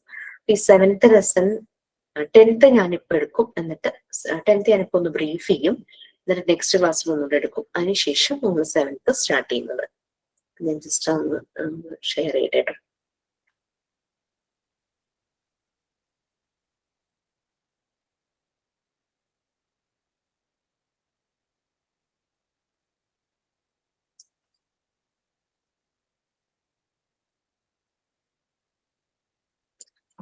മോണ്ടിസോറി ടേംസ് എന്ന് പറഞ്ഞ കുറച്ച് ടേംസ് ഉണ്ട്. അതിൽ ചിലത് നമുക്കറിയാം, നമുക്ക് ഈ മെത്തേഡിനകത്ത് ഈ ടേംസ് എന്താണ് ഉദ്ദേശിക്കുന്നത് എന്നാണ് നമുക്ക് ശരിക്കും അറിയേണ്ടതുള്ളൂ. പക്ഷെ ഇതിൽ ആ ടേം എന്തുകൊണ്ട് ആ ടേം എടുത്തു, അതിന്റെ സയന്റിഫിക് ആയിട്ടുള്ള കാര്യങ്ങൾ, അങ്ങനെ കുറച്ച് എക്സ്പ്ലനേഷൻസ് ഇതിനകത്ത് വരുന്നുണ്ട്. അത് നമുക്ക് കാര്യമായിട്ടൊന്നും ഉണ്ടാകും. ഞാൻ ജസ്റ്റ് ഒന്ന് ബ്രീഫ് ചെയ്യാം ഓരോ ടേമും. ഫസ്റ്റ് വൺ അഡാപ്ഷൻ ആണ്. നെക്സ്റ്റ് ക്ലാസ്സിൽ ഞാൻ ഒന്നുകൂടെ ഡീറ്റെയിൽ ആയിട്ട് എടുക്കും. ഞാൻ ജസ്റ്റ് ഒന്ന് കൺക്ലൂഡ് ചെയ്യുന്നതിന്റെ ഭാഗമായിട്ട് ഒന്ന് ബ്രീഫ് ചെയ്യുന്നതേ ഉള്ളൂ കേട്ടോ. അപ്പൊ അഡാപ്ഷൻ ആണ് ഫസ്റ്റ് മോണ്ടിസോറി ടേം ആയിട്ട് പറയുന്നത്. അഡാപ്ഷൻ എന്ന് പറഞ്ഞു കഴിഞ്ഞാൽ അഡാപ്ഷൻ അല്ലെങ്കിൽ അഡാപ്റ്റേഷൻ, പൊരുത്തപ്പെടുക, സാഹചര്യങ്ങളുമായി പൊരുത്തപ്പെട്ട് ജീവിക്കണം എന്ന് പറഞ്ഞു കേട്ടിട്ടില്ലേ? ഒരു റിലീജിയസ് ഇതില് മാരേജില് പറയുന്നുണ്ട്, നിങ്ങൾ പരസ്പരം പൊരുത്തപ്പെട്ട് ജീവിക്കണം എന്ന്. അതിന്റെ അർത്ഥം ഒരാള് മാത്രം ഇങ്ങനെ താന്നു കൊടുക്കണം എന്നല്ല, ഒരാളെ അഡ്ജസ്റ്റ് ചെയ്ത് കോംപ്രമൈസ് ഒരു സൈഡിൽ നിന്നല്ല, 2 പേരും ഈ അഡ്ജസ്റ്റ്മെന്റിനും കോംപ്രമൈസിനും തയ്യാറാകണം. അത് നമ്മൾ സന്തോഷത്തോടു കൂടി ചെയ്യുമ്പോൾ ദാറ്റ് ഇസ് അഡാപ്റ്റേഷൻ അല്ലെങ്കിൽ അഡാപ്റ്റേഷൻ എന്ന് പറയുന്നത്. നമ്മൾ ഒരു ഇൻഡിവിജ്വൽ ആണെങ്കിലും ഒരു വ്യക്തിയാണെങ്കിലും നമ്മളൊരു സൊസൈറ്റിയിലാണ് ജീവിക്കുന്നില്ലേ? അപ്പൊ ആ ഒരു സൊസൈറ്റിക്ക് ആക്സെപ്റ്റബിൾ ആയിട്ടുള്ള പേഴ്സൺ ആകുക എന്നുള്ളത് അത് ഇമ്പോർട്ടന്റ് തന്നെയാണ്. ഒരു സോഷ്യൽ ബീയിങ് ആയിട്ട് നമ്മൾ ജീവിക്കുമ്പോൾ ആ ഒരു സൊസൈറ്റിക്ക് ആക്സെപ്റ്റബിൾ ആയിട്ടുള്ള ഒരാളായി ജീവിക്കുക എന്നുള്ളതുണ്ട്.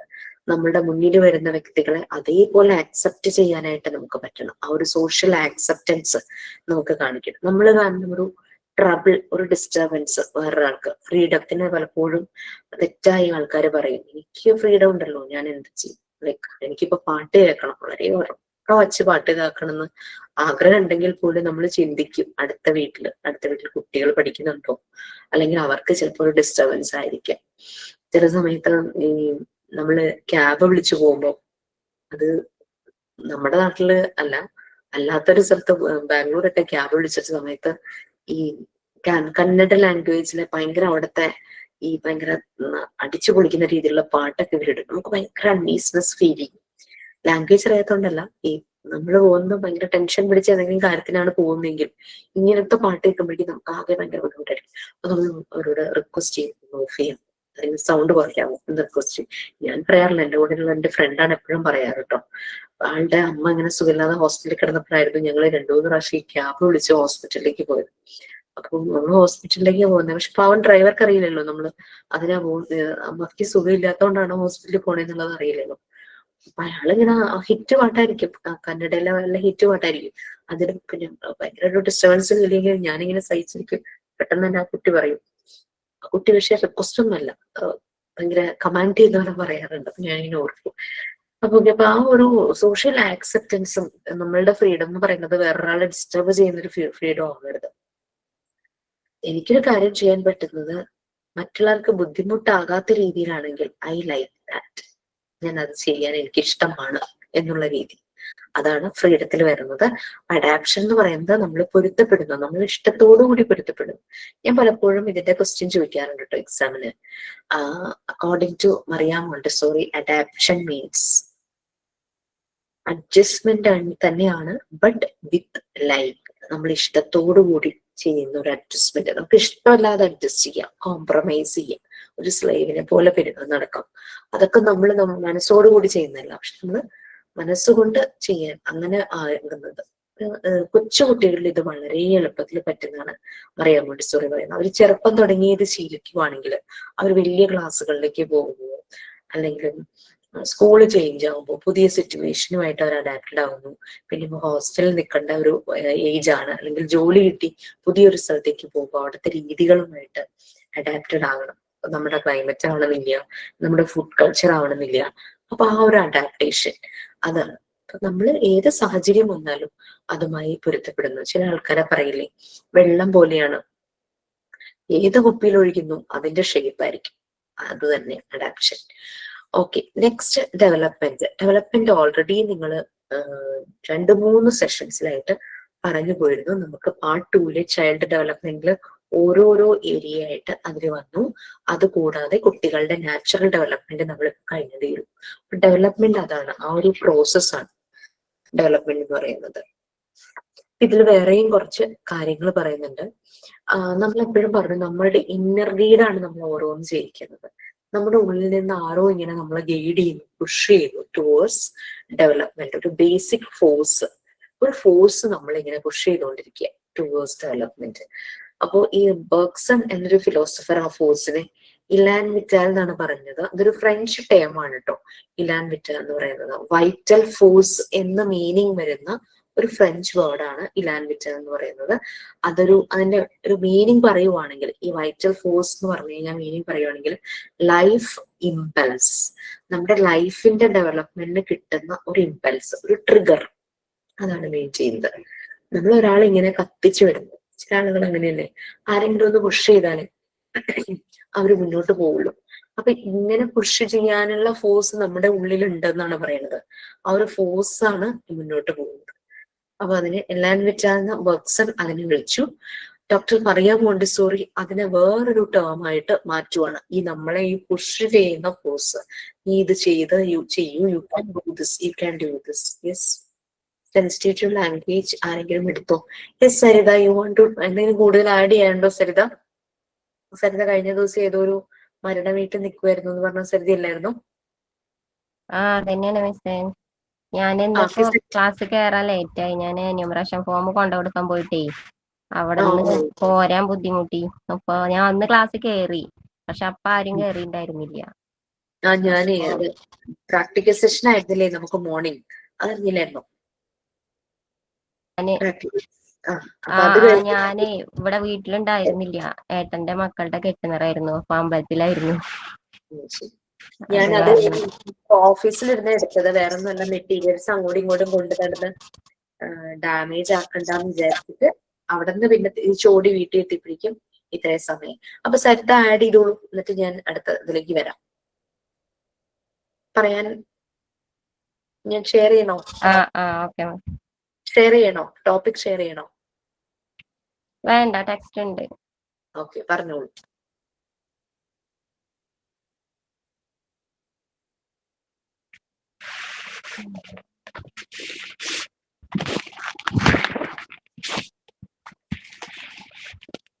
ഞാന് മുന്നേ കഴിഞ്ഞ ക്ലാസ്സല്ല, അതിന്റെ മുന്നത്തെ ക്ലാസ്സിൽ പറഞ്ഞതായിരുന്നു എടുക്കാന്നുള്ളത്.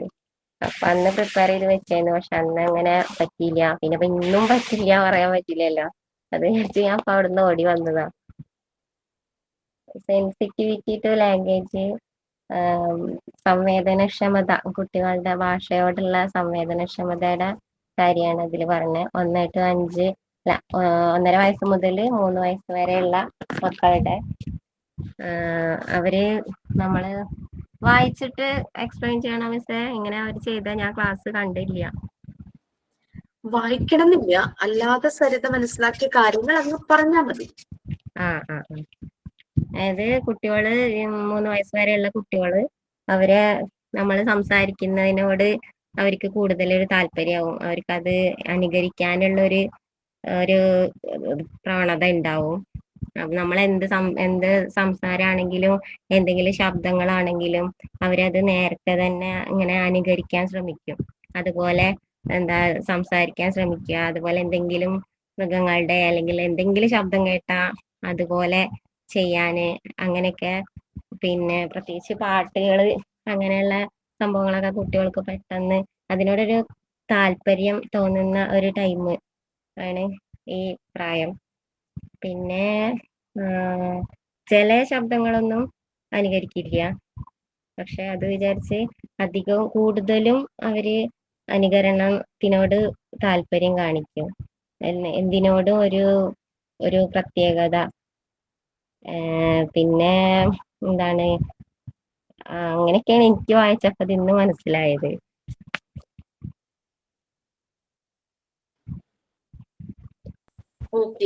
Okay sir. ഈ സെൻസിറ്റീവ് ലാംഗ്വേജ് ഡെവലപ്മെന്റ് ശരിക്കും നമ്മൾ കുട്ടികളുമായിട്ട് കൂടുതൽ ടൈം സ്പെൻഡ് ചെയ്യുവാണെങ്കിൽ, ചെറിയ കുട്ടികൾ തുടങ്ങി കൂടുതൽ ടൈം സ്പെൻഡ് ചെയ്യുവാണെങ്കിൽ നമുക്ക് അവരുടെ ആ മാറ്റങ്ങൾ മനസ്സിലാവാൻ പറ്റും. നമ്മൾ അവരോട് കൂടുതൽ കമ്മ്യൂണിക്കേറ്റ് ചെയ്യുമ്പോൾ അവരുടെ എനിക്ക് ട്യൂഷൻ ക്ലാസ്സിലുണ്ട് ഫസ്റ്റ് സ്റ്റാൻഡേർഡിൽ പഠിക്കുന്ന കാശിനാഥ് എന്നും പറഞ്ഞൊരു പയ്യൻ. അവര് അച്ഛനും അമ്മയും വെളിയിൽ ജോലിയാ. അപ്പൊ ഗ്രാൻഡ് പേരൻസിന്റെ കൂടെ നിൽക്കുന്നത്. അതിന്റെ സംസാരം കേൾക്കണം, എന്തൊരു പങ്ക്ച്വലാന്നറിയാം. അതിന്റെ ഓരോ കാര്യം ഇപ്പം മൾട്ടിപ്ലിക്കേഷൻ ടേബിളാ ഇന്നലെ എടുത്തത്. അപ്പം അത് 2ന്റെ കഴിഞ്ഞു, 1ന്റെ കഴിഞ്ഞു, 3ന്റെ പഠിച്ചപ്പോ എന്നോട് പറയാം, ടീച്ചറെ അത് ഇച്ചിരി ബുദ്ധിമുട്ടാണ് എനിക്ക് പഠിക്കാൻ. ബുദ്ധിമുട്ട്? ഞാൻ ചേച്ചി ബുദ്ധിമുട്ട് നിനക്ക് അത് എവിടെ നിന്ന് കിട്ടി? അതുപോലെ തന്നെ ഓരോ പിള്ളേരും എന്താ ചെയ്യുന്ന അവരുടെ ഫുൾ ഡീറ്റെയിൽസ് ഫുള്ളും ആ കുട്ടി അതാ കൂടെ നമ്മളെ ആ ഗ്രാൻഡ് പേരൻസിന്റെ കൂടെ ജീവിക്കുന്നതുകൊണ്ടായിരിക്കും ഭയങ്കര മെച്ചുവേർഡാ അതിന്റെ സംസാരവും അതിന്റെ വർത്താനം. നമുക്ക് കേട്ടിരിക്കാൻ ഭയങ്കര ക്യൂട്ടാ അതിന്റെ വർത്താനം കേൾക്കാൻ. ഓരോ കുട്ടികളുടെയും കാര്യം കറക്റ്റ് ആയിട്ട് അത് വന്ന് എക്സ്പ്ലെയിൻ ചെയ്ത് അവൻ അങ്ങനാണ്, അവൻ ഇങ്ങനാണ്.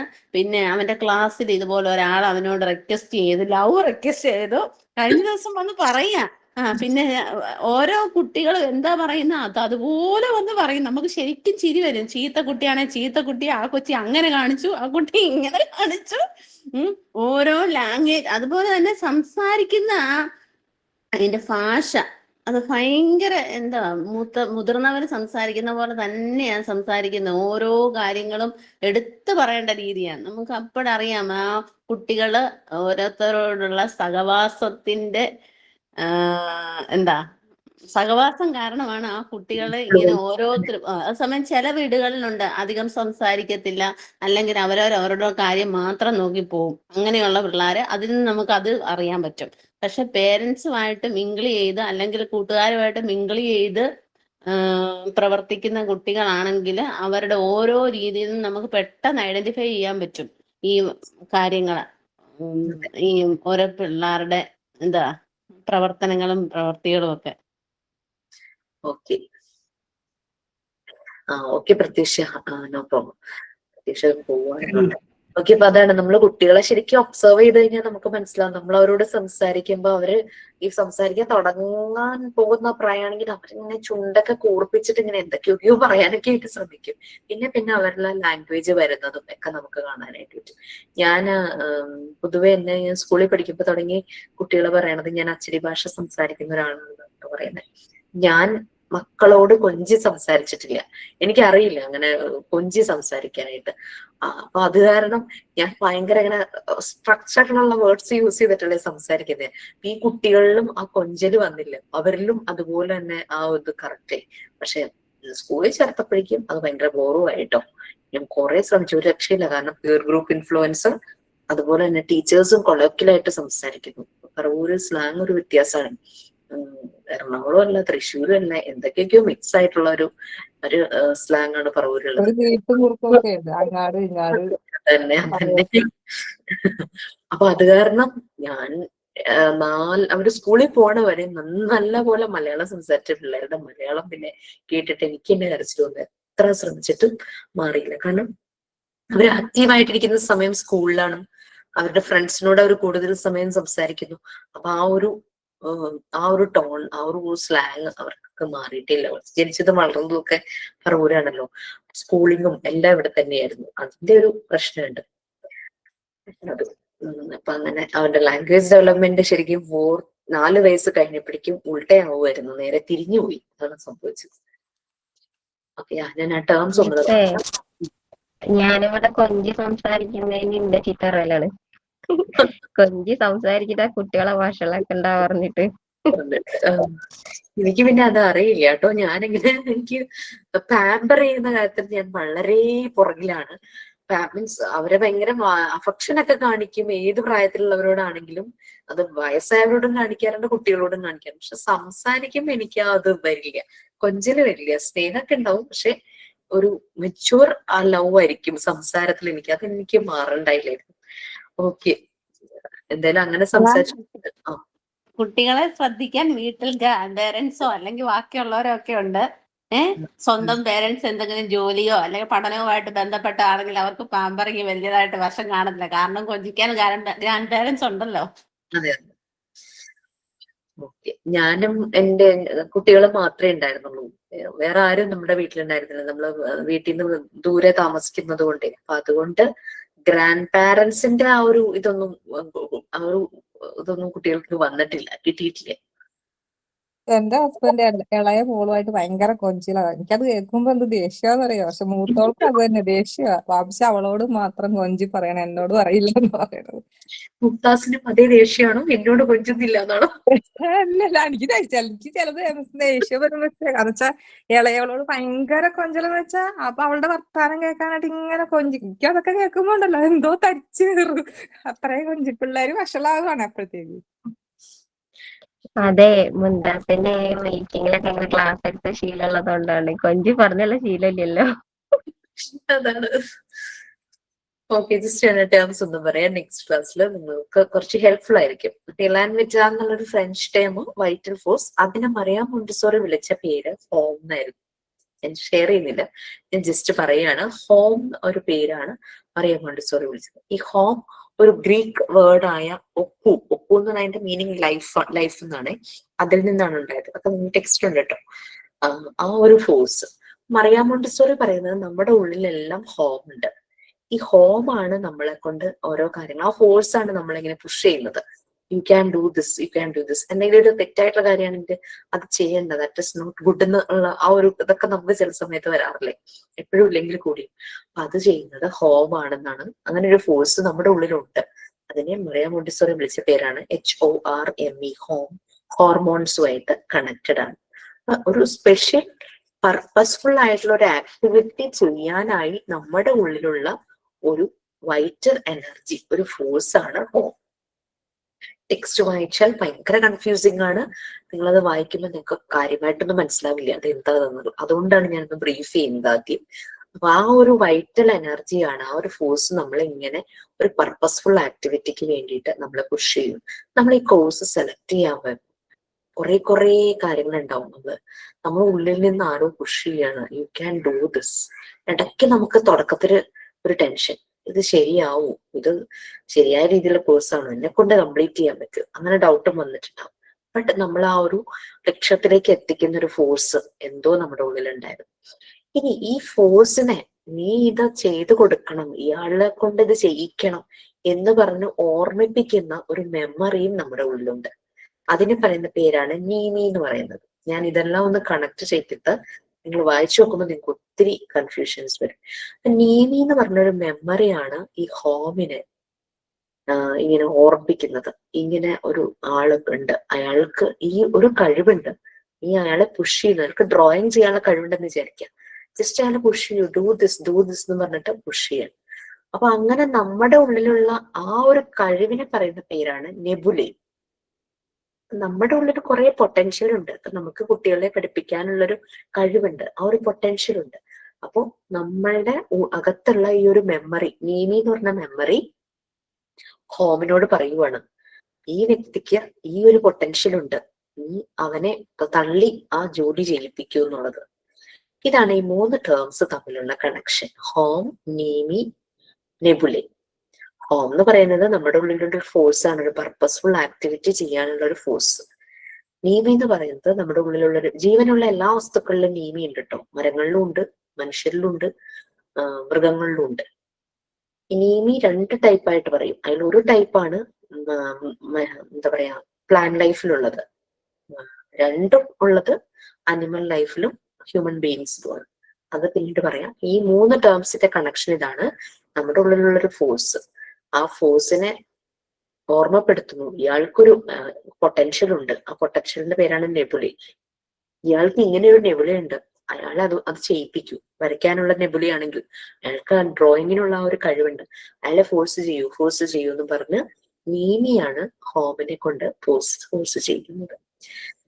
ഈ ഫോഴ്സ് എല്ലാരിലും ഒരേപോലെ ആയിരിക്കില്ല, സ്കാറ്റർ ചെയ്ത് കിടക്കുമായിരിക്കും. കുട്ടികളില് ചെറുപ്പത്തിൽ ഇത് ഓർഡറിലായിരിക്കില്ല, ഭയങ്കര ക്രൗഡഡ് ഡിസോർഡർ ആയിട്ടൊക്കെ ആയിരിക്കും കിടക്കുന്നത്.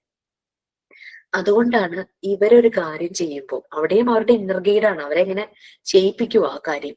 ഇവര് ചെയ്യുമ്പോൾ അവർ മാക്സിമം ഫോഴ്സ് എടുക്കുന്നു. അവർക്ക് ആ സെൻസ് ആയിട്ടില്ല എത്രത്തോളം ഫോഴ്സ് എടുക്കണം എന്നുള്ളത്. അതാണ് എന്തെങ്കിലും അവരുടെ ഭാഗത്തുനിന്ന് അൺസോഷ്യബിൾ ആയിട്ട് വരുമ്പോ, ചെയ്യാൻ പാടില്ലാത്ത രീതിയിൽ വരുമ്പോൾ അവരോട് നീ ഇത് എന്താ ചെയ്തതെന്ന് ചോദിക്കുമ്പോൾ എനിക്ക് അറിയില്ല എന്നുള്ള മറുപടി ആ കുട്ടികൾ പറയുന്നത് ആക്ച്വലി നീ ഡോണ്ട് നോ, എങ്ങനെ അത് അത്രയും സംഭവിച്ചു എന്നുള്ളത്. ഒരു വെള്ളം ഒരു ഗ്ലാസ്സിലേക്ക് ഫില്ല് ചെയ്തതായിരിക്കാം, വെള്ളം മുഴുവനേ അങ്ങ് കമിഴ്ന്നു പോയിട്ടുണ്ടാവും. അവർക്കറിയില്ല ആ കൊച്ചു ഗ്ലാസ്സില് ഇത്രയും ലിറ്റർ ഇരിക്കുന്ന ജഗ്ഗിൽ നിന്നും എങ്ങനെ ഒഴിച്ചാലാണ് ഗ്ലാസ് ഫില്ല് ചെയ്ത് അത് തീരാറാകുമ്പോഴേക്കും നമ്മൾ സ്റ്റോപ്പ് ചെയ്യുന്നത് കുട്ടിക്ക് മനസ്സിലായിട്ടുണ്ടാവില്ലായിരിക്കും. അപ്പൊ അങ്ങനെയാണ് മാക്സിമം ഫോഴ്സ് അവർ കൊടുക്കും. ആ ചെറുപ്രായത്തിലുള്ളത് ഡിസോർഡർ ആയിട്ട് ആ ഫോഴ്സ് കിടക്കും. ഈ ഇത്രയും കാര്യങ്ങള് ഹോം, നീമി, നെബുലൈ വായിച്ചിട്ട് വന്നാൽ കൺഫ്യൂഷൻ ആവും. ഞാൻ അതിന്റെ മെയിൻ കാര്യങ്ങൾ 3നെയും കൊടുത്ത് കണക്ട് ചെയ്ത് പറഞ്ഞത് മാത്രം. സ്പെഷ്യൽ ടൈപ്പ് ഓഫ് മെമ്മറിയാണ് നീമി എന്ന് പറയുന്നത്. നീമി എല്ലാ ജീവനുള്ള വസ്തുക്കളിലും ഉണ്ട്. നമ്മൾ ഏതെങ്കിലും ഒരു ഞാനിവിടെ താമസിക്കാനായിട്ട് വന്നപ്പോ കുറേ വാഴയൊക്കെ നിന്നൊരു ഭാഗം ഉണ്ടായിരുന്നു ബാക്കില്.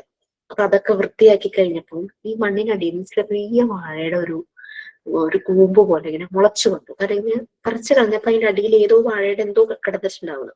അപ്പൊ ക്ലീൻ ചെയ്ത് താമസിച്ചു വരുമ്പോഴേക്കും ഇത് ക്ലീൻ ചെയ്യാൻ വന്ന ആള് ചവിട്ടി അരച്ചു അതിന്റെ കൂമ്പിൽ. എനിക്കിത് കണ്ടിട്ട് ഭയങ്കര വിഷമം തോന്നി. ഞാൻ എന്ത് ചെയ്തു, ഈവനിങ് ആയപ്പം അത് പതുക്കെ ആ മണ്ണിൽ നിന്ന് ഇളക്കിയിട്ട് നല്ലപോലെ വെള്ളം കിട്ടുന്ന ഒരു സ്ഥലത്ത് കൊണ്ടുപോയി വെച്ചു. അപ്പൊ അത് അത്രത്തോളം അതിനെ ഉപദ്രവിച്ച് അത് വല്ലാണ്ടായിട്ടുണ്ടായിരുന്നു. ഞാൻ ദിവസവും ചെന്ന് അതിനോട് സംസാരിക്കും, വെള്ളം ഒഴിക്കും. ഇപ്പൊ അത് നല്ല ഹൈറ്റില് നല്ല വീതിയുള്ള ഇലയൊക്കെ ആയിട്ട് നന്നായിട്ട് വരുന്നുണ്ട്. ഇനി കൊലയ്ക്കും കൂടി ചെയ്ത് കഴിഞ്ഞാൽ നമുക്ക് മനസ്സിലാവും ഇറ്റ്സ് ടു ഗുഡ് എന്നുള്ള രീതിയിൽ. അതുപോലെ കൂമ്പ് അങ്ങനെ വന്ന് ഒടിഞ്ഞു പോകുന്നൊരു വാഴ ഉണ്ടായിരുന്നു. അപ്പം ക്ലീനിങ്ങിന് വന്ന ആള് പറഞ്ഞു ഈ വാഴ നന്നാവില്ല, ഇത് നാശമായി, ഇത് വെട്ടിക്കളഞ്ഞേക്കാൻ പറഞ്ഞു. വെട്ടിക്കളയാന്ന് പറഞ്ഞു. വെട്ടണ്ട, അത് അവിടെ ഇരിക്കട്ടെ. വരുന്ന കഴിയുമ്പോഴത്തേക്ക് ടീച്ചർക്ക് നല്ല ആത്മസംതൃപ്തി ഉണ്ടാവും. അതെ അതെ അതെ. ഈ രണ്ടാമത്തെ വാഴ ഇങ്ങനെ വരും, അങ്ങനെ അതിന്റെ ഇല ഇങ്ങനെ ഫ്ലാറ്റ് ആവുന്നതിന് മുമ്പ് തന്നെ ഒടിഞ്ഞങ്ങ് പോകും. ഞാൻ അതിന്റെ അടുത്ത് നിന്ന് ഇങ്ങനെ എന്താ അതിന്റെ വിഷമം എന്നൊക്കെ ചോദിച്ചിങ്ങനെ സംസാരിക്കുമായിരുന്നു. നിറയെ കഞ്ഞിവെള്ളം ഡൈലൂട്ട് ചെയ്തൊക്കെ ഇങ്ങനെ ഒഴിച്ച് കൊടുക്കുമായിരുന്നു. ഇപ്പൊ അതിന്റെയും ഇലകൾ നല്ല ഭംഗിയായിട്ട് നല്ല രീതിയിൽ വരുന്നുണ്ടായിരുന്നു. ആദ്യം വന്ന ഇലയൊക്കെ മുഴുവൻ ഇത് ഫ്ലാറ്റ് ആവുന്നതിന് മുമ്പ് തന്നെ ഒടിഞ്ഞു പോകും. അപ്പൊ എന്താ പറയുക, നിങ്ങൾക്കൊക്കെ മെമ്മറി ഉണ്ട്, അവർക്ക് നമ്മളെ കേൾക്കാം. അത് നമ്മളുടെ ഒരു പ്രസൻസ്. ഇപ്പൊ ആൾതാമസമുള്ളൊരു സ്ഥലത്ത് കുട്ടികളൊക്കെ ഉള്ള സ്ഥലമാണെങ്കിൽ പ്രത്യേകിച്ചും നിറയെ ചെടികളും നിറയെ പൂക്കളും ഉണ്ടാവുമായിരിക്കും. നമ്മൾ ശ്രദ്ധിച്ചാൽ മനസ്സിലാവും. പിന്നെ ആരോ ഏതോ ക്ലാസ്സിൽ പറഞ്ഞപ്പോ പറഞ്ഞു, ഞാനിപ്പോ ചെടീന്ന് അല്പം കറിവേപ്പിലയാണെങ്കിലും മാങ്ങ എടുക്കാനാണെങ്കിലും ചക്ക എടുക്കാൻ പോയാലും ചെടിയുടെ പോഷ മാറ്റിട്ടേ ഞാൻ എടുക്കുള്ളൂ. ഏതോ ആൾക്കാരിങ്ങനെ മരം വെട്ടുകാരെല്ലാം അങ്ങനെ കണ്ടിട്ടുണ്ടെന്ന്.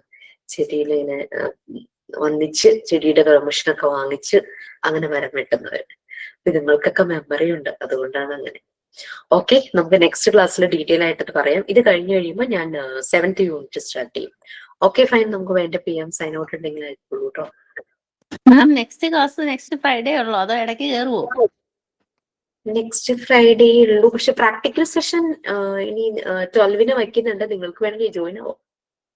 നിങ്ങളുടെ ക്ലാസ്സിനെ ഡിസ്റ്റർബ് ചെയ്യാത്ത രീതിയിലുള്ള ഇന്നത്തെ പോലെ തന്നെ ടൈം. ഇന്നിപ്പോ ക്ലാസ് സെറ്റ് ചെയ്യണമെന്ന് ഞാൻ വിചാരിച്ചു. കഴിഞ്ഞ റൂമിൽ തന്നെയാണെങ്കിൽ എല്ലാ സാധനങ്ങളും അങ്ങനെ ഉണ്ടായിരുന്നു, ക്യാമറയൊക്കെ സെറ്റ് ആയിരുന്നു. പക്ഷെ അവിടെ എന്തോ മീറ്റിംഗ് നടക്കുന്ന കാരണം സ്ഥലം മാറി. അവിടെ ഇച്ചിരി ഓപ്പൺ സ്പേസ് ആയിരുന്നു, അപ്പൊ ഡിസ്റ്റർബൻസ് വരരുതല്ലോ, അതിനു വേണ്ടി ഞങ്ങൾ സെറ്റ് ചെയ്യുമായിരുന്നു. അത് ലേറ്റ് ആയി. വേണമെങ്കിൽ കയറാം, വേണമെന്നുണ്ടെങ്കിൽ പറഞ്ഞാൽ മതി, ഇൻഫോം ചെയ്യാം. ജസ്റ്റ് എനിക്ക് മെസ്സേജ് അതല്ല അശ്വതി മാം ആരോ നീ പറയുന്നത് കേട്ടു, പോർഷൻസ് തീരാത്തോണ്ട് ചിലപ്പോ ആരെങ്കിലും ഒക്കെ കേറും. അത് ചിലപ്പോ ചാൻസ് ഉണ്ടാകും. അപ്പൊ എനിക്കാണ് ഇനി ശരിക്കും ക്ലാസ് വേണ്ടത്. സത്യം പറഞ്ഞു കഴിഞ്ഞാല് എനിക്കിനിയിപ്പം ഈ മോണ്ടസറി ടേംസ് എടുക്കാൻ ഒരു ക്ലാസ് വേണം. പ്രിപ്പയർഡ് എൻവയോൺമെന്റ് എനിക്കൊരു 5 hour എങ്കിലും കിട്ടിയാൽ നന്നായിരിക്കും.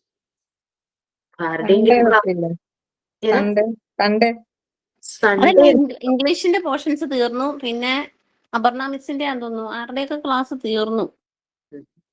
ആ ഒരു ടൈമില് എനിക്ക് വേറെ ക്ലാസ് ഇല്ലെങ്കിലല്ലേ എനിക്ക് കയറാൻ പറ്റുള്ളൂ. അല്ലെങ്കിൽ പിന്നെ എന്റെ വേറെ ക്ലാസ്സസ് ഒക്കെ അഡ്ജസ്റ്റ് ചെയ്തിട്ടൊക്കെ കയറും. നോക്കട്ടെ, ഇനി തീർക്കണം. ഇല്ലെങ്കിൽ നൈറ്റ് ഞാൻ വെക്കും. സൺഡേ എന്താ പ്രോബ്ലം എന്ന് വെച്ച് കഴിഞ്ഞാല് ഇപ്പൊ ഞാൻ അവൈലബിൾ ആണെങ്കിൽ നമ്മളുടെ ഹോസ്റ്റ് ഞാനല്ലല്ലോ, നമ്മള് ടെക്നിക്കൽ ടീം ഓണാക്കി തരണമല്ലോ. അവരൊക്കെ ആകെ ഫ്രീ ആവുന്ന ഒരു ദിവസം സൺഡേ അല്ലേ, അവർക്ക് സാറ്റർഡേയും വർക്കിംഗ് അല്ലേ. നോക്കാം, ബുദ്ധിമുട്ടൊന്നും ഉണ്ടാവില്ല. സമയം കിട്ടുമ്പോൾ പ്രിപ്പയർഡ് എൻവയോൺമെന്റ് ഒന്ന് വായിക്കൂ. ടേംസ് ഈ 3 ടേം വായിക്കാൻ ഇച്ചിരി പാടായിരിക്കും. ബാക്കി ടേം നമുക്ക് പരിചയമുള്ളത് തന്നെയാണ്. Physical mental differences, physical differences, individual differences നിങ്ങൾ പഠിച്ച കാര്യങ്ങളൊക്കെയാ ഇനി 10th യൂണിറ്റില്. 7 മറിയ മോണ്ടിസോറി എങ്ങനെ ആ എൻവയോൺമെന്റ് ഡിസൈൻ ചെയ്തു. നൈറ്റ് ആണ് നല്ലത്. ശരി, ഓക്കെ ഫൈൻ. സോ PG ഉള്ളവരെ PG ക്ലാസ്സിൽ നമുക്ക് കാണാം. Okay then bye.